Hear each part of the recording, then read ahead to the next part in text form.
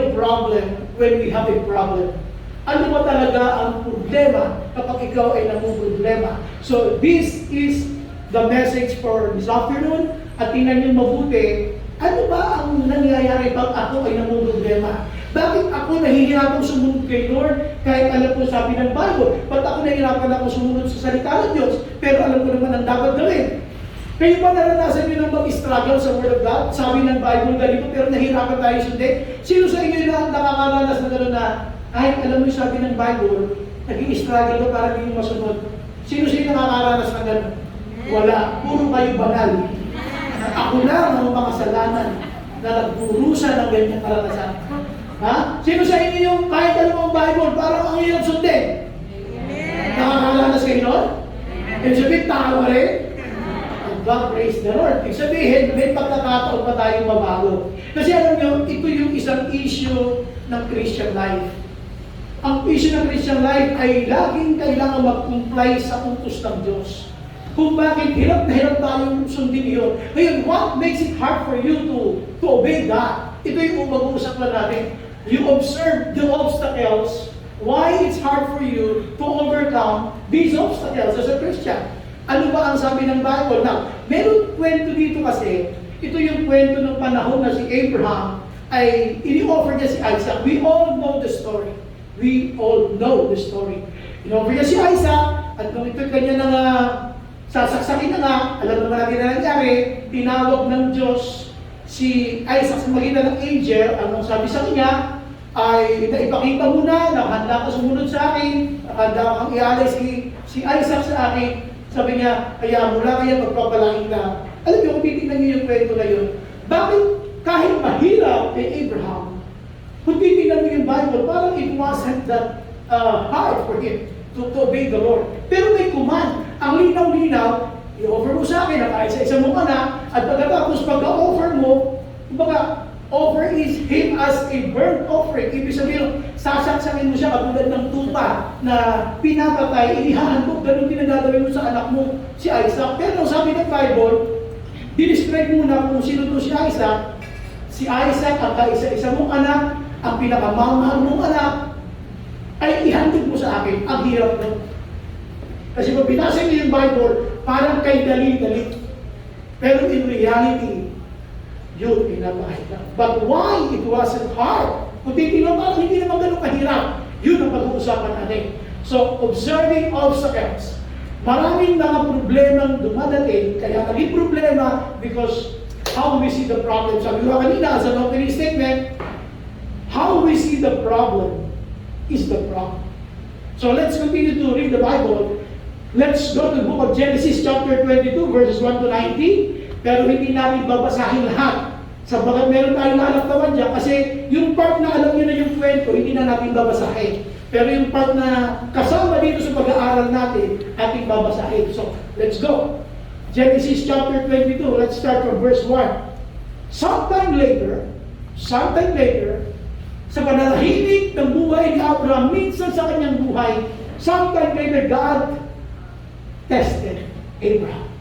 Ito yung Christian life mo ang tinutino. Bigla kang dumanas ng pagsubok. Wala ka ng mga problema, biglang nagkaroon ng problema.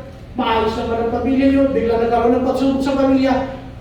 Maayos naman kayo mag-jowa, biglang nagkaroon ng hindi trials. Maayos naman kayo mag-asawa, biglang nagkaroon ng trials. Why? Sometime later, in the life of Abraham, he was tested. Ang sabi rito, he said to him, Abraham, here I am, he replied. Ang sabi niya rito, then God said, take your son, your only son, whom you love, Isaac, and go to the region of Moriah. Sacrifice him there as a burnt offering on a mountain I will show you.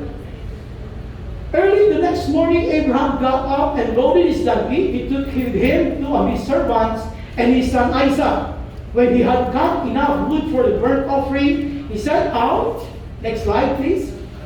For the place God had told him about. On the third day, nung araw na paglalakbay, on the third day, Abraham looked up and saw the place in the distance. So yung sinasabi ni Lord sa Mount Moriah kung saan lugar natanaw na niya. Kasi sabi dito ng Bible, he said to his servants, stay here, dito lang muna kayo, with the donkey. while I and the boy go over there. We will worship and then we will come back to you. Ngayon, buntag tayo sa verse 12. Ito na yung in between dyan, ay yung sasasakilangan niya si Isaac. Ngayon, the Lord spoke to Abraham through the angel. Ang sabi dito, do not lay a hand on the boy, he said. Do not do anything to him. Kanina, specified ang instructions. Sabi sa kanya, dalhin mo, ihandog mo yung kaisa-isang anak, na yung minamahal, at pagkatapos ihandog mo siya sa akin, katahin mo, patayin mo siya, at ihandog mo sa akin. Ngayon naman, sabi niya, do not do anything to him. See? You can see now the difference. Kanina, ang utos niya, sabi nito ng Bible, is specific. Ngayon dito, nung naipakita na niya kaya niya sumunod, sabi ni Lord, do not do anything to him. Now I know that you fear God because you have not withheld from me your son, your only son. Sino to? Ito yung hinihingi ni Lord. Nung nakita niya si Abraham ay willing na gawin ang utos niya, okay, pasado ka, sabi niya. Pasado ka, sabi niya. Bakit? Sabi niya rito, do not do anything to him. Now I know. Si Lord kailangan may mapatunayan sa iyong buhay kung hanggang saan ka susunod. Si Lord, nakita niya si Abraham, kayang sumunod. Now I know that you fear God because you have not withheld from me your son, your only son. Now, next slide sa back. Doon tayo sa verse 15. So sa verse 15 naman, ang gusto kong tingnan niyo rito, yung pangalawang pagkakataon, kinausap ng angel ang ating kapatid na si Abraham. Sabi rito sa 15, the angel of the Lord called to Abraham from a heaven a second time. Second time na. I said, I swear by myself, declares the Lord, that because you have done this, ano yung this, yung willing ka na gawin siyang burnt offering, na kaya mo siyang ihandog sa akin, you have done this, kaya mo pala itong gawin, and have not withheld your son. Hindi mo ipinag-guide sa akin ang pagpapalang bigay mo rin sa iyo, yung si Isaac.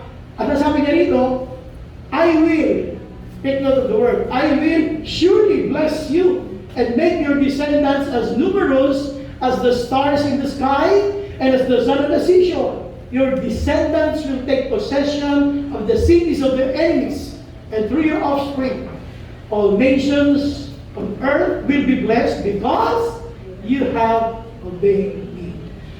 Alam niyo, minsan we take the word obedience so lightly. Basta ang liit ng tingin natin sa salita obedience. We do not know na ito pala will lead you to places where you've never been. It will lead you to greater blessings na where you've never experienced before. Ang nakikita lang natin dito yung inihandog mo. Ihandog mo siya, tapos nung ihandog na niya, si Lord na nagsabi, huwag mo na ituloy, naipakita mo na. Kumisan lahat ng mga binibigay ni Lord, testing. Testing. Up to what extent you can really still love God or trust God more than what He gave. Ngayon, balikan ulit natin.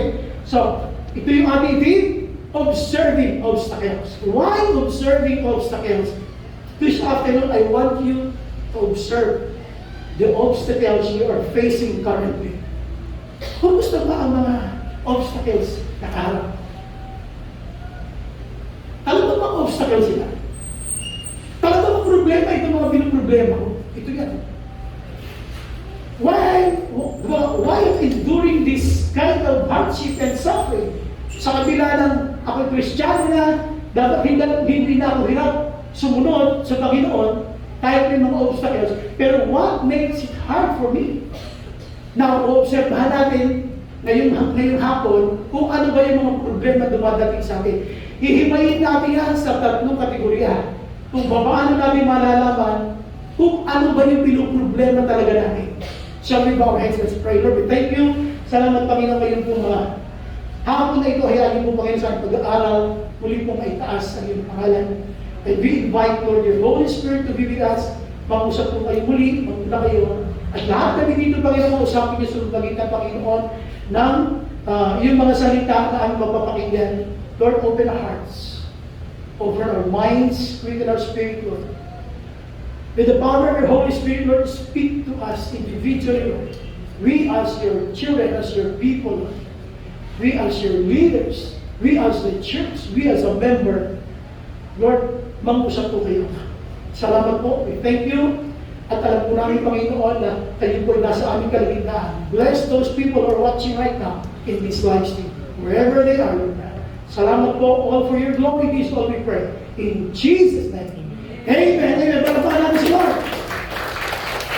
Sabihin mo sa katabi mo, makinig kang mabuti. O, sabihin na mga kalabigin mo, sabihin mo, makinig kang mabuti. Okay, so, sabi natin, observing obstacles. Obserbahan mo yung iyong mga obstacles, ha? Ulitin ha? Pagmasdan mo yung mga problema mo.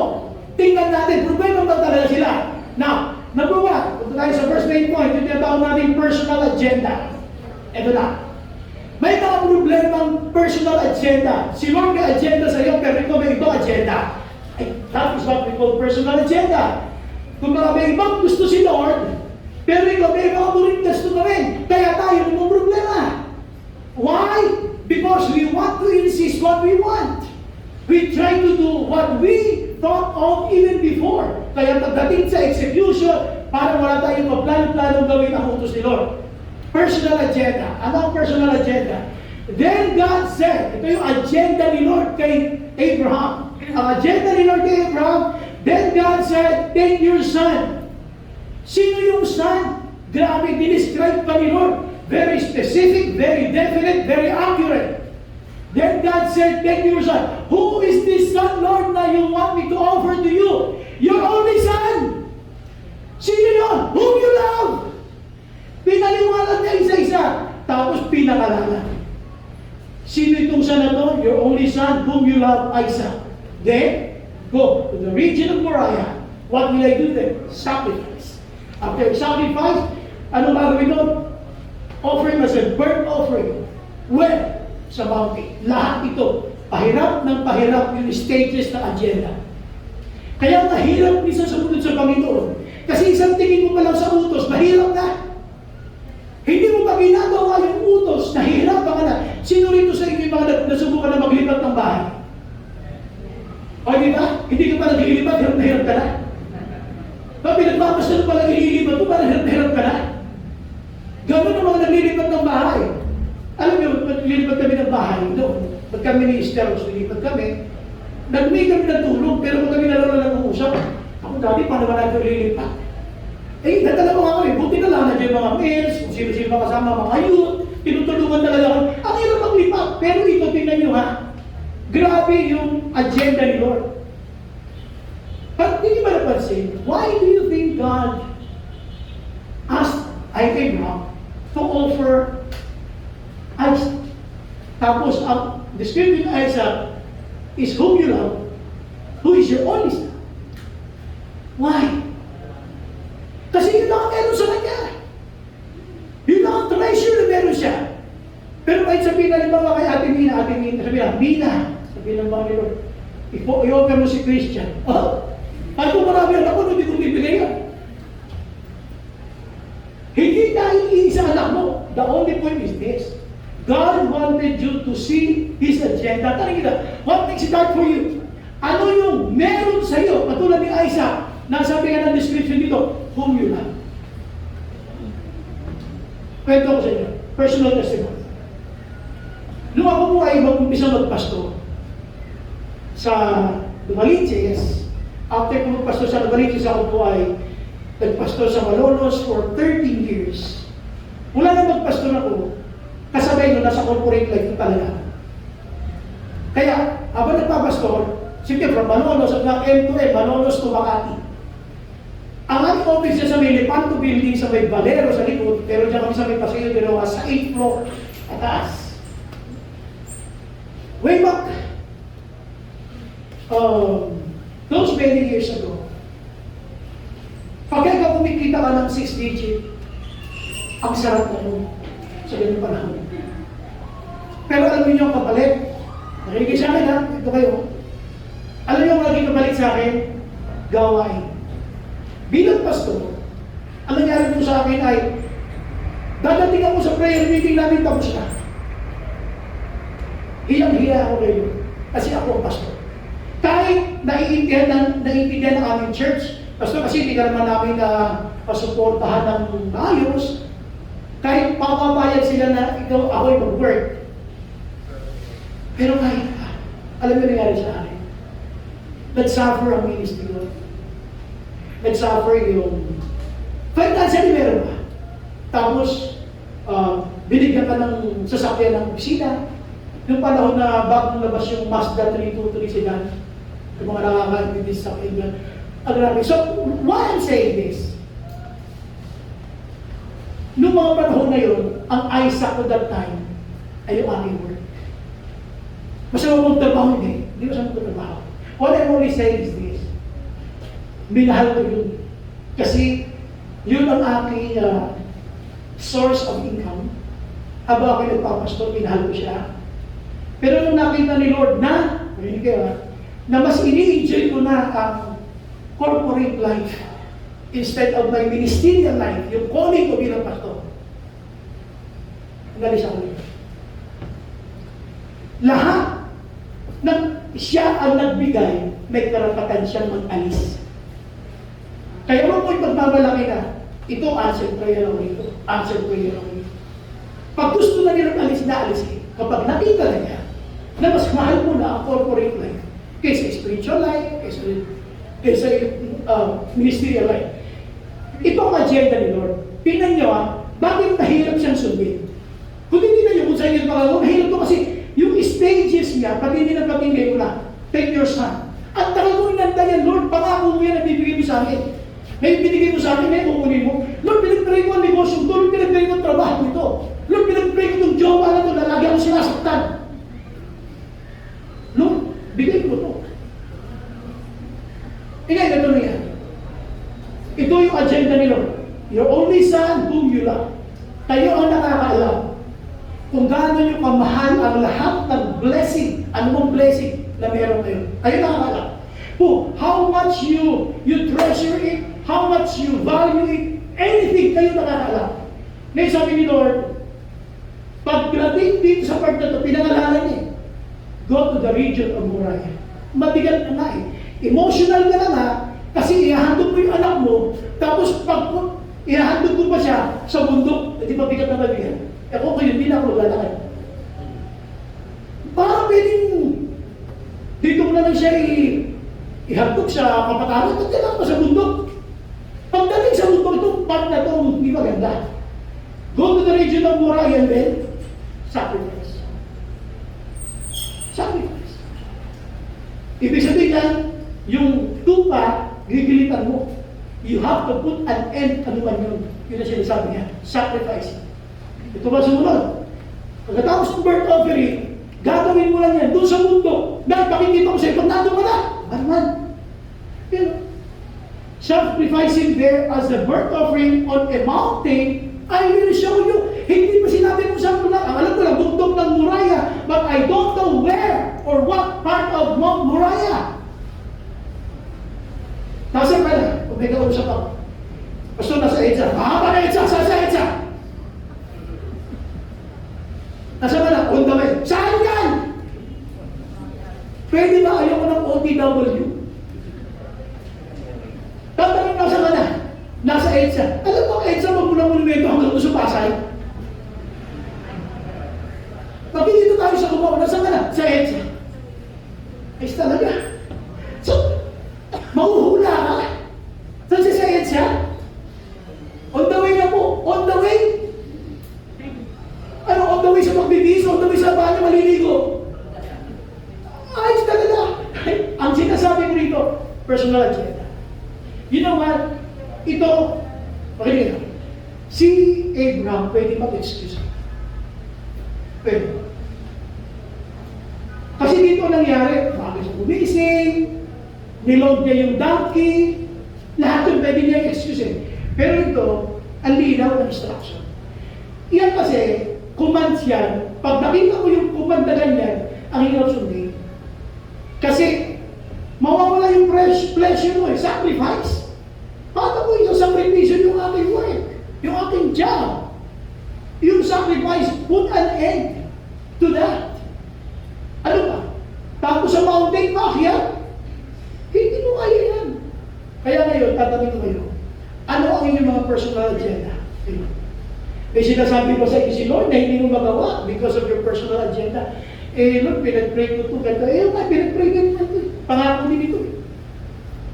Sa later part, makikita ninyo kung ano talaga ang gustong tukuyin dito ni Lord, bakit ito pinagawa sa Kanya. Okay? So, ulitin ko lang ha. Number 1 natin, personal agenda. May mga bagay tayo na hindi natin magawa. Yung pinagagawa nito kasi meron tayong ibang gusto. Pero dito, ang isang maganda rito kay Abraham, si Isaac na pangako sa kanya na magkakaanak si Sarah, naganap at ibinigay sa kanya. Ngayon, nung binigay sa kanya yun, at hilingi ni Lord, hindi siya nahirapan isole. Okay? So, ngayon, yan ang struggle ng marami. Kaya tayo sa number 2, yung practical agenda. Ano yung practical agenda? Ito po sabi ng Bible. Nung tawagin siya, sabi sa kanya, Abraham, yes Lord, here am I. Ihandog mo sa akin ang iyong anak, kahit sa isang anak na yung minamahal, sabi niya, ihandog mo sa akin at doon mo gawin ang paghahandog sa bundok ng Moriah. Tuturo ko sa iyo kung saan part doon. Ito na yung practical agenda, ito na. Makandar na rito yung reasoning. Reasoning na natin. Early the next morning, Abraham, what? Basahin niyo verse 3. Early the next morning, Abraham wasn't able to wake up. Got up. And what? Loaded his donkey. Alam niyo to, kung talagang walang balak sumunod dyan, pwede lang hindi na kumising. Bawa, gusto kong sumunod kay Lord, okay. Pero pag ayaw kong sumunod kay Lord, doon naman ang aga-aga naman. Tingnan nyo, early the next morning, early. Sabihin mo, early. Hindi yung Merly, ha? Hindi pangalan ng babae na Merly. Early. Okay, so, early the next morning, Abraham got up and loaded his donkey. Tingnan nyo, ha? Yung paggising lang na maaga, isa na napakalaking pagsubok sa napakarami. Amen. Tapos, ino-load ko ba yung donkey? Nahirap yun. So dito, ang practical dyan, saka na yan. Kaya practical, ba't pag-iisip mo ng hapon na yan? Bakit ba? Pero dito ang sinabi ng Bible, he got up and loaded his donkey. Ano yung niload? Para maintindihan nyo. Yung donkey niya, niloadan niya ng mga paggato, mga pagkain na kailangan sa paglalakbay. Yun. Ibig sabihin, itong si Abraham, inutusan siya ni Lord. Very practical, very mga tuwiran na, hey Lord, sorry po, tinahali ako ng gising. Kasi ayaw nga yung sumunod. Pwede sabihin na, Lord, ano ba kailangan namin? Pero dito nila nyo, pakita nyo rito. He took with him 2 of his servants and his son, Isaac. Anong point? Doon sa pagsunod niya sa practical agenda, hindi niya kinalimutan si Isaac. Nasubukan niya na pumunta ka sa kusina, alam mo may kukunin ka, nakakalimutan mo, bumalik mo sa sala. Di ba may kukunin ka sa kusina eh? Tapos pagdating mo sa kabilang mga ano tayo kukunin ko? Nasubukan niya na yun. Ako isa naghahanap ako ng salamin ko, wala nakasuot. Ano kasi sa salamin ko? Kaya mo nakasuot, sabi ko. Why? Sometimes it's happening. Ito gusto kong tingnan nyo. Please, tingnan nyo ito ha. Sinama niya si Isaac. When he had got enough wood for the burnt offering, he set out for the place God had told him about. Tingnan nyo ha? Okay. Nung siya ay nagdala ng panggato, grabe, talagang willing sa sumunod eh. Ang dinala niyang panggato, sakto para makagawa ng burnt offering. Pwede yan sana kulangan eh. Lord, sorry, kulang sa kanan natin, hantod yung anak ko ha. Pwede na mag-excuse. O sige. Pwede sana ganun eh. Alam niyo bakit ito mahirap gawin? Alam niyo sabi ni Abraham Lincoln, ito kasi Abraham, pinagbabasta ko siya. Parang wala siyang struggle. Pero yung basa ko ibang komentary. Pinakita nila yung real life. Kasi meron dito, meron itong pelikula, yung The Bible na movie. Nung pinakita nila dyan yung pagtawag ni Lord kay Abraham para i-offer si Isaac, nagwawala si Abraham. No! Tapos yung asawa niya, nagagaling din, no! Ayaw nilang i-handle. Doon sa movie, pinakita lang nila totoong nararamdaman ng mga magulang. Pero dito, you cannot find that here. Ang makikita niyo rito, yung compliance, yung pagsunod ni Abraham.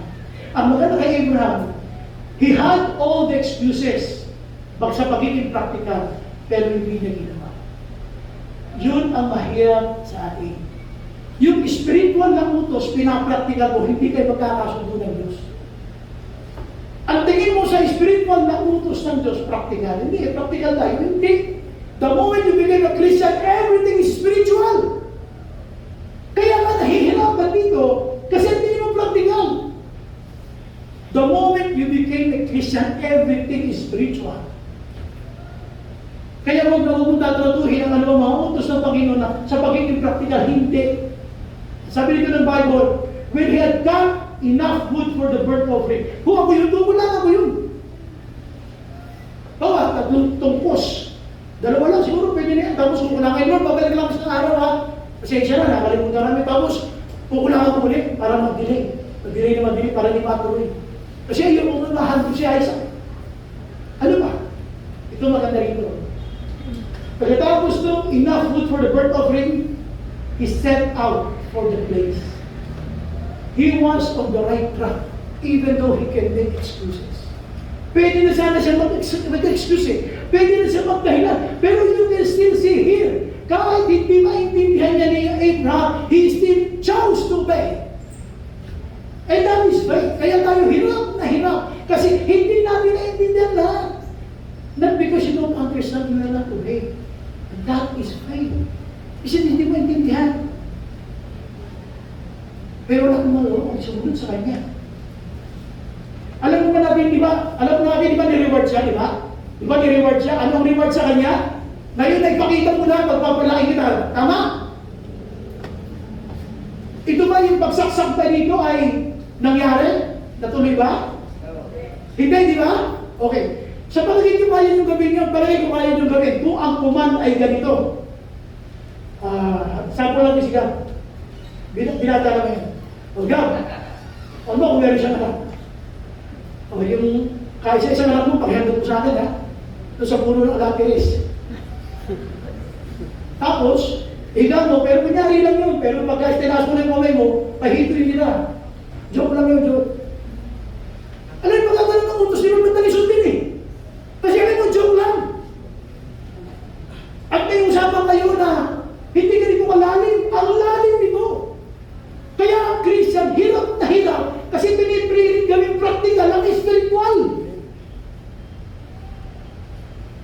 It will never happen. Dapat sa isang Christian.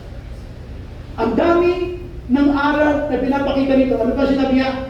He set out for the place. Ano yung ito? Sundin niya, tayo magbasa. Basahin ito ito. Babasahin ko na. He set out for the place. Ulit. Tara, sabay-sabay tayo. He set out for the place. Tingnan niyo. Kung hindi pa naman gusto niya rin sumunod kay Lord kahit hindi na iintindihan, pwede naman niyang sabihin, Lord, daligaw ako.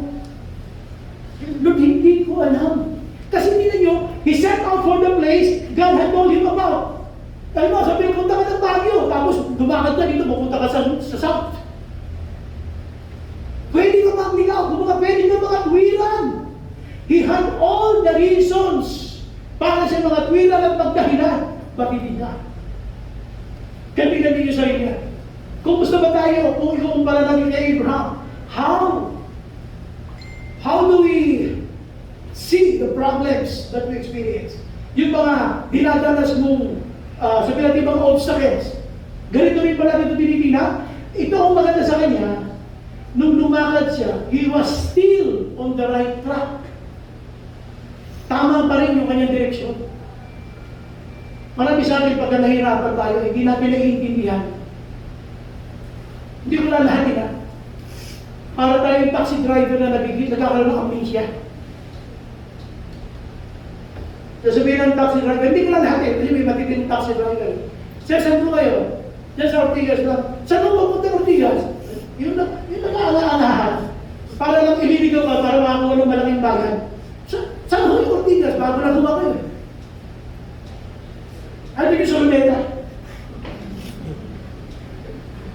May mga ganun eh.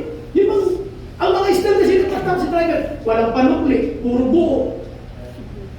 Bakit? Bakit bigyan mo sa kanya yung pera mo? Wala na sa kanya.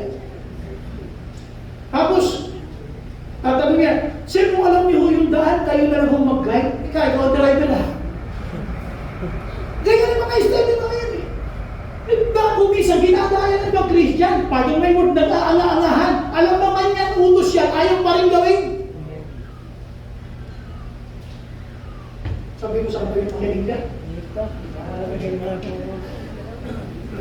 Practical at check.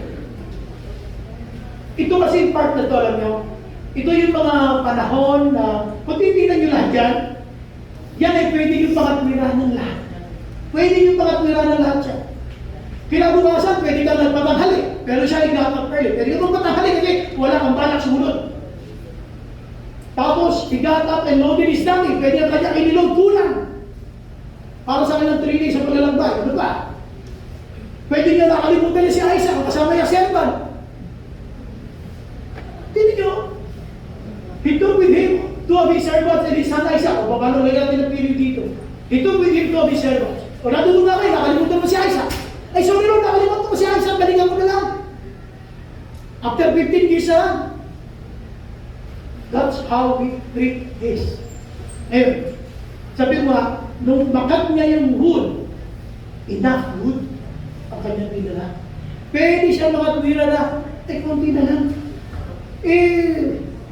Lord, kulang yung kahoy na dala ko eh. Pwede na makatwira na dito ba lahat o?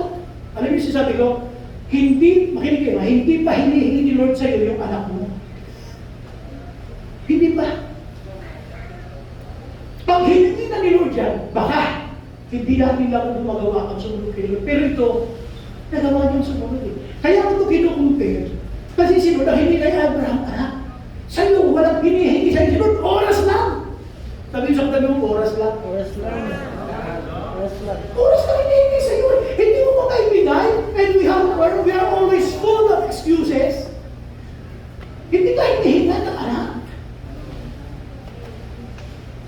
Sabi mo sa katabi mo, oras lang. Oras lang. Practical agenda. Alam mo sabi ni Abraham Lincoln? Sabi ni Abraham Lincoln ganito. A man who is excellent in making excuses is as good as nothing. Let ha? Abraham Lincoln. A man who is excellent in making excuses is as good as nothing.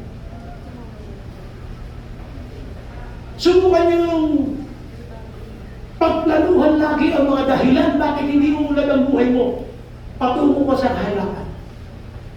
Sa dami na pwede mong isipin ng mga gandang bagay, bakit ito pinagpaplanuhan ng mga bagay na negatibo? Dito, yun nyo ha?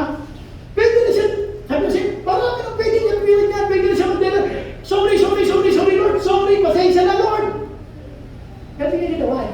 Kahit hindi niya naiintindihan, he was still at the right track. Nagpunta pa rin siya sa lugar na nais ng Panginoon para sa kanya. Gusto niyo palagpakan si Lord? Yung malakas naman. Amen. Now, pupuntahan natin yung pangatlo. Ito yung pangatlo. Let's go to number 3. Parental agenda. Bilang tatay. Parental agenda. Ano yung number 1 natin? Personal agenda. Number 2? Practical agenda. Number 3? Parental agenda. Bilang tatay. Tatay siya. Tatay si Abraham. May hinihingi sa kanya. Balikan natin ha. Itong masakit kung sila'y naglalakbay na. Nalakbay na sila. Kinausap nung anak. Si Isaac. Sabi ni Isaac, the fire and wood are here, Isaac said. But where's the lamb for the burnt offering? Where's the lamb for the burnt offering? Abraham answered, God himself will provide the lamb for the burnt offering, my son. And the two of them went on together. Sabi ko, alam niyo, ito yung part na pinakamasakit sa buhay ng isang tatay. Sa buhay ni Abraham. Hindi yung sasaksakin, kundi yung tinanong ka. Andito na po yung kordero ihahatog at yung panggatong. Sabi niya, yung panggatong, sabi niya, at saka yung apoy, nandito na, pero nasaan yung kordero ihahatog. Ang hirap sa dumin nun. Makinig eh. Noong ako po ay, yung kinukwento ko na yan, yung trabaho, yung binahan ko yung corporate life ko na yan, na yung aking ministry na babayaan. Alam mo rin naman sa akin. Siyempre, lahat ng ginagawa ko, wala nang masyadong tagumpay. Doon ako unang-unang nabatangan ng sasakyan. Nabatak ko yung sasakyan ko eh. Nakakatatlong taon na ako. 5 years to pay me. Sayang binayad ko. So, first 3 years, bayad ka ng bayad. Tapos, nagka-problema ako sa work hanggang sa, ang nangyari nga, natanggal ako, lahat ng empleyado, mapapago ng management.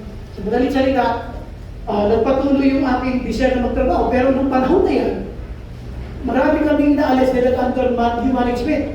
Paano hinuhulog ako? First time ako mabatangan, yun na yung Mazda 323 na yan. Hindi ko makalimutan. Ito yung masakit. Pag uwi ko ng bahay, siyempre sinurrender ko yung sakit. Pag uwi ko ng bahay, sabi sa akin ng anak ko, Dad, yung kotse natin. Paano siya doon? Uwi ko yung tatay. Kasama-sama ko siya. Pumunta kami ng Baliwan, pumunta kami ng Masya kami kung saan sa atin. Tapos umuwi ako, nag-commute ako. Sumakay ako ng FX. Sabi ng anak ko, Dad, yung sasakyan natin. Hindi ko rin nasagot ko. Alam sabi mo, nahirap. Bait ko naman. Hindi mo talaga ako nagpapahiram ng sasakyan, marunong ako driver. Ang hirap sagutin. Parental agenda, oh. Alam niyo bakit si Abraham hindi nahirapan? Kasi sumusunod siya kay Lord. Alam sinabi niya, Lord, okay, gagawin ko to. Open ko si Isaac, Lord, bahala ka. Kaya sabi niya, Lord, kayo bahala dito. Alam mo ang sitwasyon, God will provide. Amen? O, palampakan natin si Lord. Kaya naman yung love lumabas eh. God really provided. Ang sinasabi ko lang dito, napakahirap doon para sa isang tatay. Napakahirap para sa tatay. Paano mo sagutin siya? Paano mo sasagutin? O ikaw yung tatay. Alam niyo ako, in-explain ko yan sa anak. Anak, nagpalit ng management. Pero hindi ko masabi sa anak ko, alam mo kasi, nadakatay ka lang eh. Kung sana hindi ko masyadong binigay, binuhos yung panahon ko sa corporate life, hindi ko sana nagbayaan ng ministry, siguro baka okay pa tayo. The reason why I'm telling you all of this, may mga panahon na kahit hindi mo naiintindihan, you will choose to obey kasi yung pangako ng Lord na ipagpapalain na mararanasan mo hanggat sumusunod ka. Ang nakakakaba ay yung hindi ka sumusunod sa Kanya at paano ka ngayon magkiklear ng pangako niya. Siya kasi sumunod eh. Kaya sabi niya, the Lord will provide. Tandaan niyo, hindi naman masama mag-claim ng the Lord will provide kung sumusunod ka sa Kanya. Pero hindi ka sumusunod sa utos niya, hindi mo din makiklaim kasi kakabaka-baka. Kaya siya, malakas ang loob, the Lord will provide kasi sumusunod ako sa gusto niya. Anong utos niya? Ihandog. Yung alam masakit. Hindi alam ni Isaac na siya, ihandog. Pero mula pa sa pag-utos ng Panginoon hanggang sa paglalakbay nila, alam niya kung ano kanyang ginagawa. Sabi ko, pwede na siya magdahilan para hindi na sumunod eh. Pwede na siya magdahilan ng late siya, hindi ko magagawa ito, naligaw ako, pasensya na. Pwede sana gano'n. Pero hindi, sumunod pa rin siya. Nandun pa rin siya sa right track. Kaya habang sumusunod siya, kaya niya mag-claim ng the Lord will provide. Kasi sumusunod ka. Amen? Palagpakan natin sa Lord.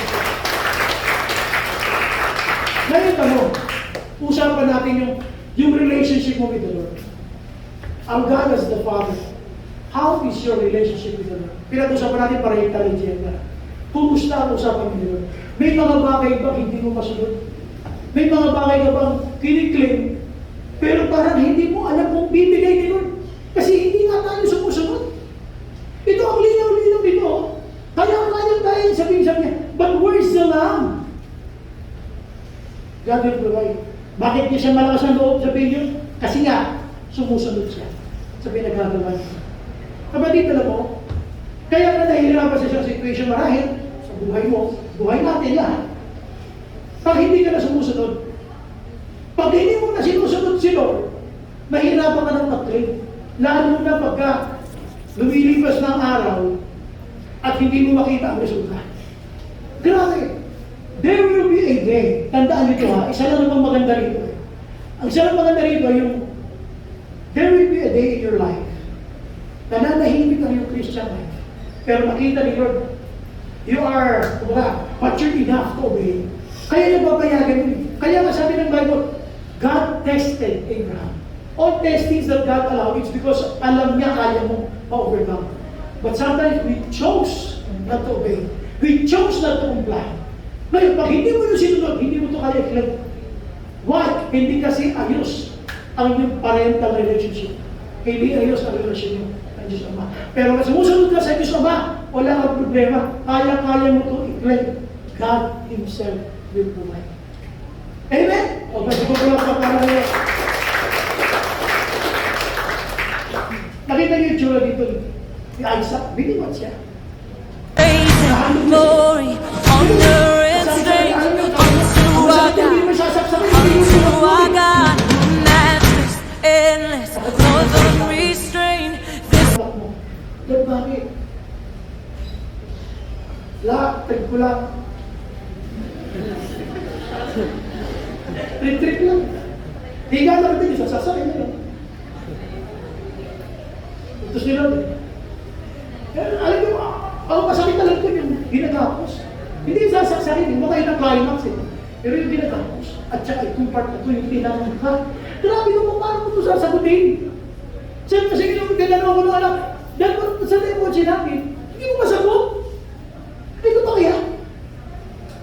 Hindi mo masagot. Ang maganda rito, dahil alam na alam ni Abraham yung parental agenda nilang dalawa. Lord, susunod ako. But please, you take charge. God will provide. Alam niyo, ilan sa inyo ang mga nalagay sa ganitong sitwasyon na hindi mo na alam ang gagawin mo. Tapos sasabihin mo na lang, Lord, alam mo sitwasyon, Lord. Kailan na sabi mo, sakay ko mo na lang, kubilos na siya. At pagkatapos, pakita mo na lang sarili mo, nagpapatotoo mo na.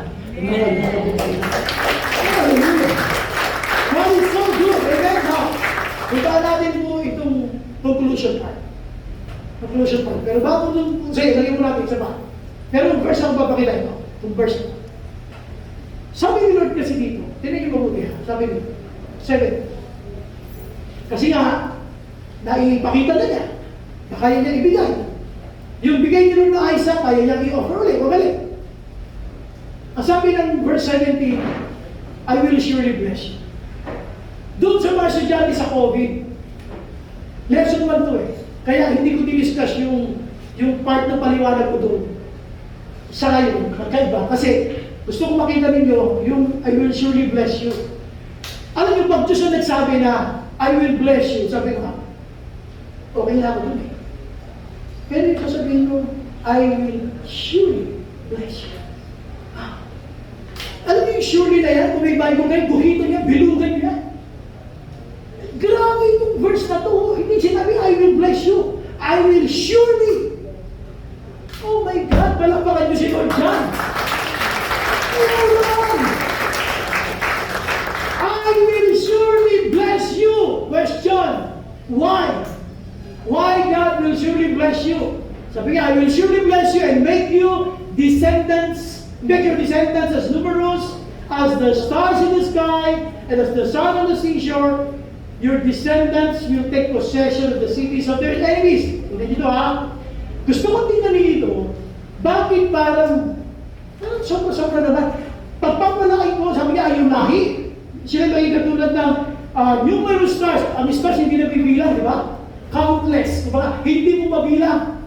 Kasi na, listen ha, ang ipinalit ng Diyos sa kaisa-isa niyang anak na kaya niyang ibigay sa Kanya ay hindi mabilang ng mga pagpapala. Palakpakan natin siya. Stars in the sky and as the sun on the seashore. Saan nag-umpisa? Isaac. Isang Isaac na bigay ni Lord na kaya mong isauli sa Kanya. Sabi ni Lord, okay, pinakita mo na, dodoblihin ko pa ang mga pagpapala kung bibigay ko sa'yo. Palakpakan ulit natin. Hindi natin nakikita. Akala natin, basta lang binanggit ng Bible na yung descendants, magiging marami. We don't understand na tinesting ka lang ng Diyos eh. Binigyan ka lang ng isang Isaac eh. Pinagkait mo na. Binigyan ka lang ng isang negosyo. Pinagkait mo na. Binigyan ka ng isang trabaho. Pinagkait mo na. Lahat kinalimutan mo na. Hindi mo na naalala na siya pala ang pinaggagalingan ng lahat. Everything. Ngayon, dahil pinakita mo na, dodoblihin mo isa lang anak niya. Ngayon, lahi. Descendants na pinag-uusapan. Numerous as the stars in the sky and the sun on the seashore. Ito pa maganda. Your descendants will take possession of the cities of their enemies. Ibig sabihin, yung lahi ninyo, sabi nga, kung wala mo kayo mga lupain, yung mga nakikipagdigma sa inyo, yung mga lupain nila ibibigay ko sa inyo. Why? Sinabi ng Bible, bagito sa promised land, na lahat ng mga Jebusites, lahat ng mga ites na yan na binabanggit sa Bible, pinadigma lahat ng Panginoon yun. At pagkatapos, ano sabi ng Bible? Binigay sa kanila ang mga lupain na yun. Ibig sabihin, ibigay mo ko na your descendants will take possession of the cities of their enemies. Kaya kayo mag-pray kayo ng kaaway. Hindi, sino ba mga kaaway ko? Kailangan mapasakin yung lupain nila. Kasi siya, wala ang kaaway. Siya daw mabait. What I'm saying is this. The cities of their enemies. Ibig sabihin, God is willing to give you the blessing. Pag gusto ka niya pagpalaki, kahit pag-aari ng kaaway, ibibigay niya sa'yo. Palapakan natin siya pa. Ano? Tignan mo dito ha? And through your offspring, ito na sa lahi ng mga anak mo, all nations on earth, will be blessed. Bakit pagpapalain? Because, ulay po na yan. Ito kasi ang reason.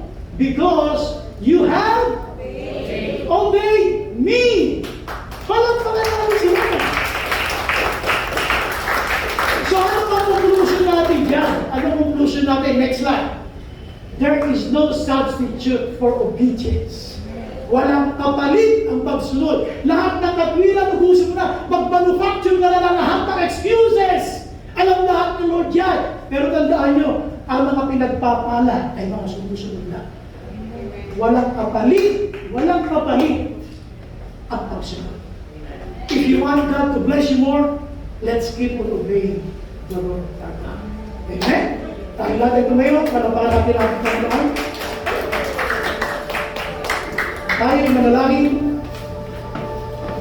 So before you pray, I want you to come to the Lord. You ask yourself, kumusta ba mga problema ko? Ang problema ko ba, kasi ang laki ba ng problema ng Abraham? Are the problems or obstacles I'm facing currently ay singping di ba ng problema na dinanas nito si Abraham? Tandaan niyo si Abraham ay isang anak niya, naglilingkod sa Panginoon, isang araw, sometime later, the Lord tested him. There will be a testing in your life. Darating panahon sa buhay mo na tatanas ka ng testing. Maybe God will ask you to offer something na very valuable sa iyo. Katulad ng sinabi ng Bible na offer Isaac to me. Whom you love? What is the thing or who is that person whom you love? That God will ask you to offer to him. Pag nagawa mo yung bigay sa Kanya, the Lord will bless you. Isa lang ang binigay mo, pinakita mo yung pagsunod mo, isa lang binigay mo. Pero ang pagpapala, numerous as the stars.